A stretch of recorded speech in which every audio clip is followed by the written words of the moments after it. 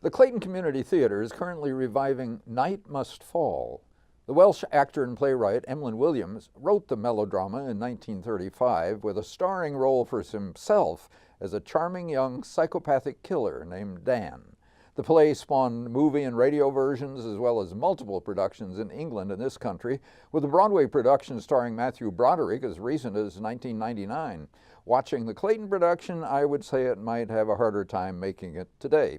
Old Mrs. Bramson is a wealthy old woman, apparently an invalid, living in a remote part of Essex with her niece, Olivia, and a maid, Dora, and a cook, Mrs. Terence. Mrs. Bramson makes life thoroughly unpleasant for everyone, though the cook is the only one who stands up to her. When Dora confesses that she is pregnant, Mrs. Bramson determines to make the young man responsible for it marry her. Dan freely confesses his guilt, but he so charms Mrs. Bramson and ingratiates himself with her that she soon forgets about the wedding and makes him her assistant, treating him almost like a son. Her niece is suspicious. When a headless corpse is discovered in the nearby woods and Scotland Yard Inspector Belsize comes to investigate, and Dan has among his luggage a hat box just the right size for a human head, Olivia's suspicions increase.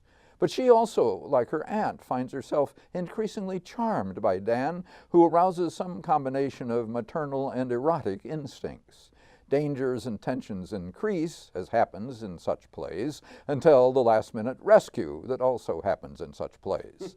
Mark Neels is a smooth operator as Dan, though I think he might have more fun tipping us a wink sometimes as he charms the ladies.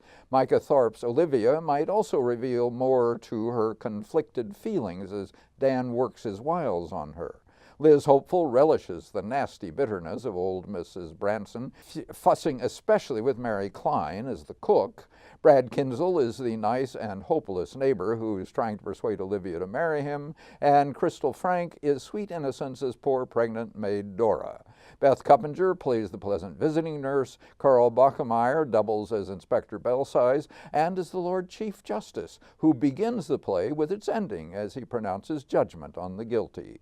John Cooper and Nada Vaughn's set has attractive decorative touches, with a fully leafed oak tree designed by Nancy Krause looming over it. Flashing lights in its branches could have been used even more precisely to heighten suspense at the climax. Gene Heckman and Tracy A. Newcomb are responsible for the period costumes. Nathan Schrader did the lights, Gwyneth Roush was the effective dialect coach, and Nada Vaughn did both sound design and direction. Night Must Fall may have more psychological depth and subtlety buried in it than we see in this production, but I'm not convinced it would be worth the effort to dig them out. Nor am I. I agree with you. It's just a potboiler, really, I think. Hey, thanks for watching. Click here to subscribe and check us out on Facebook. The link is below.